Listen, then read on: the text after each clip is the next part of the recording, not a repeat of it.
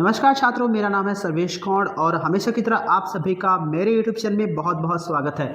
छात्रों, आज हम इस वीडियो में विज्ञान से जुड़े हुए प्रश्नों को जो कि क्लास 10th पर बेस्ड हैं और ये प्रश्न जो हैं वो आगामी यूपी बोर्ड की परीक्षा में आ सकते हैं और इन प्रश्नों का जो है हम अध्ययन करेंगे, इन प्रश्नों को पढ़ेंगे, हल करेंगे तथा उनका जवाब देने की कोशिश करेंगे। तो चलिए देखते हैं इन प्रश्नों को। देखिए, ये जो क्वेश्चंस हैं, सबसे पहले तो ये जो क्वेश्चंस हैं वो वर्ष 2022 की परीक्षा में पूछे गए थे।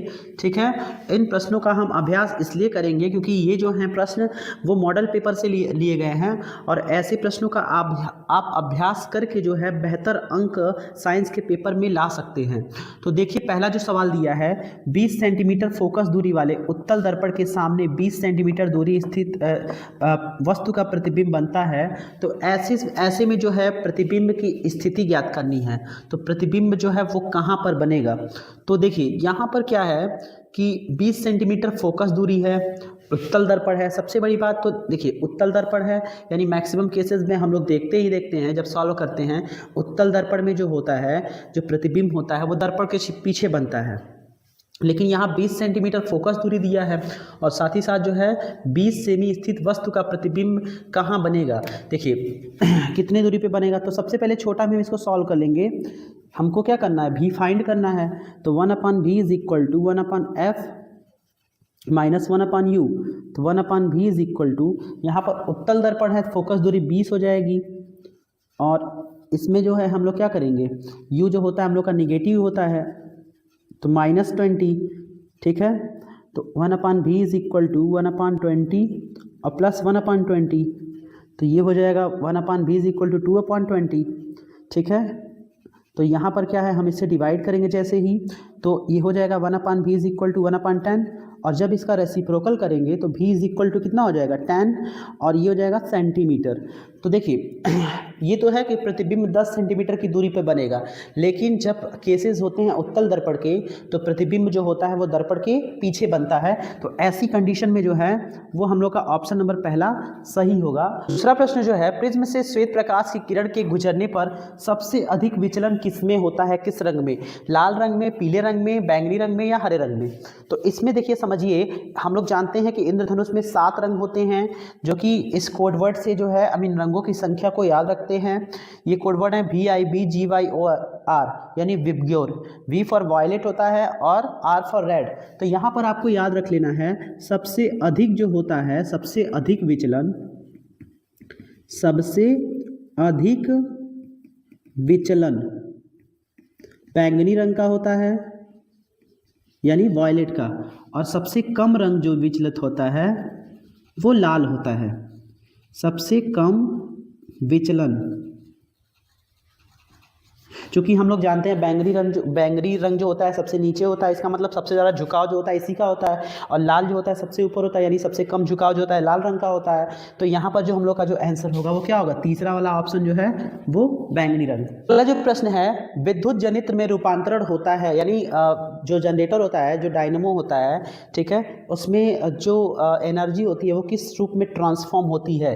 पहला ऑप्शन है विद्युत ऊर्जा का यांत्रिक ऊर्जा में यानी इलेक्ट्रिक एनर्जी का डायनेमिक एनर्जी में, दूसरा है डायनेमिक एनर्जी का इलेक्ट्रिक एनर्जी में, तीसरा है ये डायनेमिक एनर्जी का जो है केमिकल एनर्जी में, और चौथा है केमिकल एनर्जी का इलेक्ट्रिक एनर्जी में। तो देखिए, जो इलेक्ट्रिक डायनेमो होता है उसका जो ट्रांसफॉर्मेशन होता है, ठीक है, वो इलेक्ट्रिक ये डायनेमिक एनर्जी से जो होता है इलेक्ट्रिक एनर्जी में होता है जनरेटर में। जैसे जो जनरेटर होता है उसमें जो एनर्जी का ट्रांसफॉर्मेशन जो होता है वो किस में होता है, डायनेमिक एनर्जी से लेके वो इलेक्ट्रिक एनर्जी में होता है। तो हम लोग का दूसरा वाला ऑप्शन क्या होगा, सही होगा।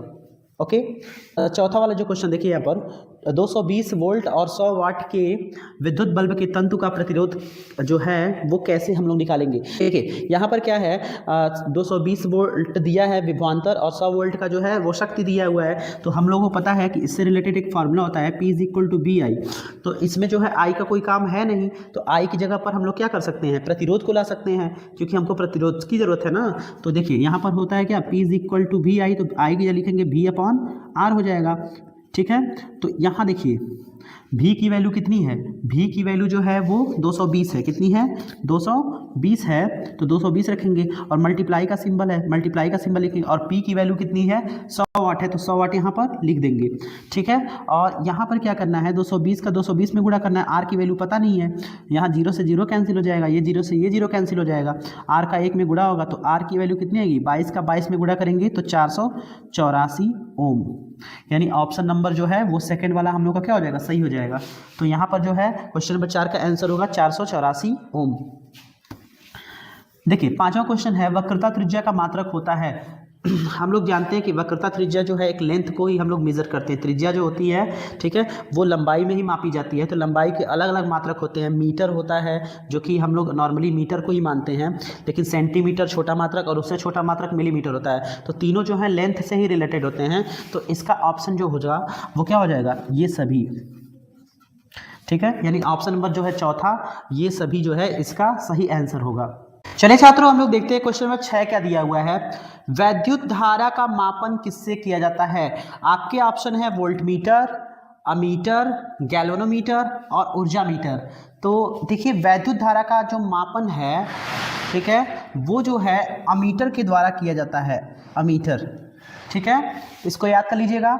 अगला प्रश्न जो है विद्युत प्रतिरोध जो दिया है, प्रतिरोध R के किसी तार के टुकड़े को 4 बराबर भागों में काटा जाता है, इन टुकड़ों को समांतर क्रम में संयोजित कर दिया जाता है, इसका तुल्य प्रतिरोध R डैश होता है, तो R डैश अपॉन R का अनुपात ज्ञात कीजिए, ठीक है ना। तो देखिए ये सिंपली कैसे सॉल्व होगा, पहले इसको अच्छे से देख लीजिए। माना प्रतिरोध क्या है, या प्रतिरोध मानने की जरूरत नहीं है, प्रतिरोध दिया है, ठीक है ना, दिया है प्रतिरोध, प्रतिरोध R 4 भाग में बांटने पर, 4 भाग में बांटने पर प्रतिरोध क्या हो जाएगा R/4 हो जाएगा, ठीक है। तो इसको किस क्रम में जोड़ना है, समांतर क्रम में जोड़ना है ना, ठीक है। देखिए समांतर क्रम में जोड़ना है तो 1/r डैश, क्योंकि ये बोला भी है कि जिसका तुल्य प्रतिरोध क्या होना चाहिए 1/r dash is equal to 4 बार जोड़ना चाहिए, तो 1/r प्लस 1/r, यहाँ वहाँ भी हो जाएगा 1/r और ये भी 1/r। तो देखिए यहाँ पर क्या करना है, जहाँ हम लोग r लिखेंगे क्योंकि 4 भागों में हम बांट रहे हैं ना, तो हम ये जो हिस्सा है इसी को लिखते जाएंगे, r/4, ये भी r/4 और ये भी r/4, ये भी r/4।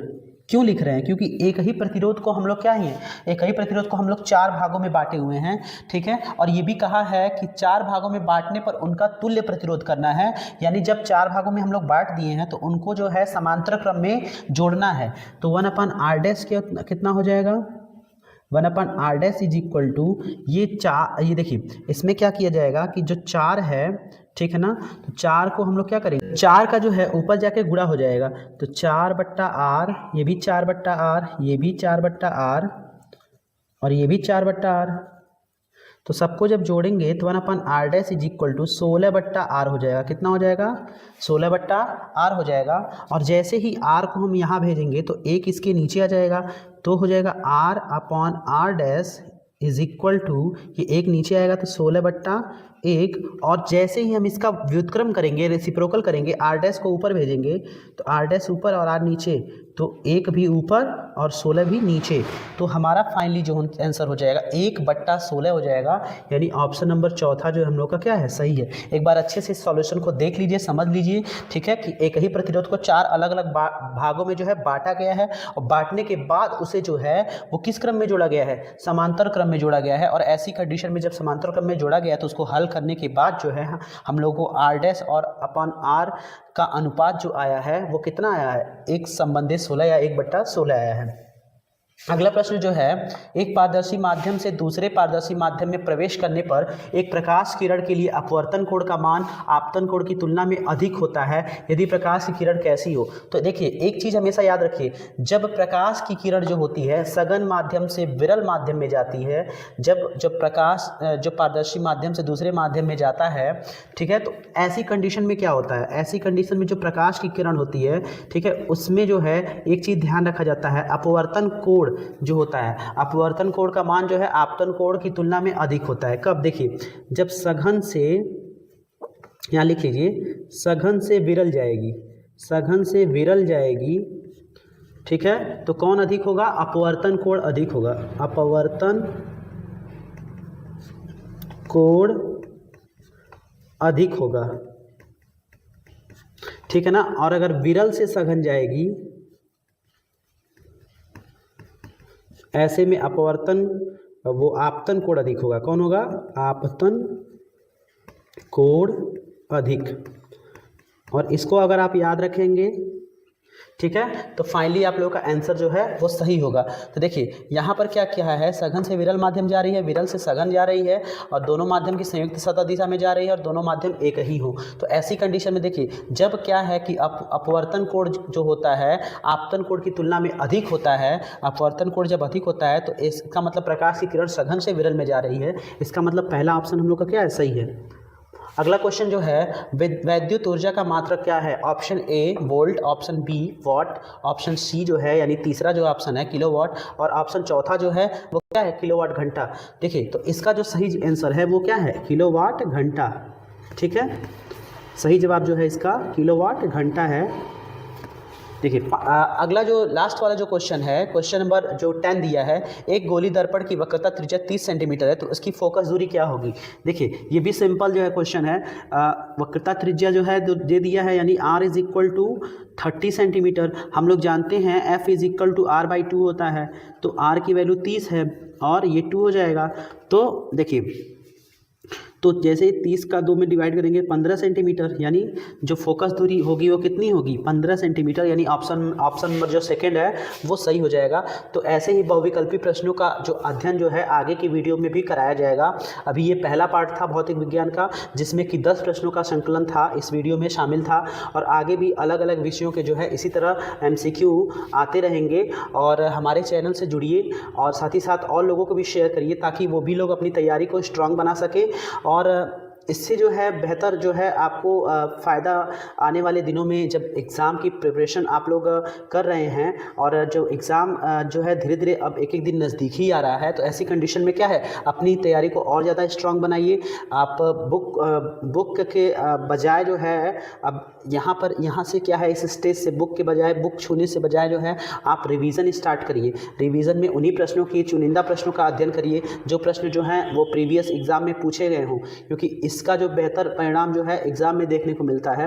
और बुक जो है उसको जो है पूरी तरह से जो है अभी तक दिसंबर या जनवरी के महीने में ख़त्म कर दिया जाता है पढ़ाकर, तो आपके कोचिंग या स्कूलों में जो है ये हो भी गया होगा। तो आप यहाँ से जो है रिवीजन स्टार्ट करिए और ऐसे जो है कंटेंट को पढ़िए, MCQ को पढ़िए, और साथ ही साथ न्यूमेरिकल को सॉल्व करिए, और जो चित्र वाले प्रश्न हैं उनको ज़रूर सॉल्व करिए। इससे जो बेहतर अंक जो है एग्ज़ाम में मिलते हैं। तो मिलते हैं स्टूडेंट्स अगले वीडियो में, तब तक के लिए नमस्कार।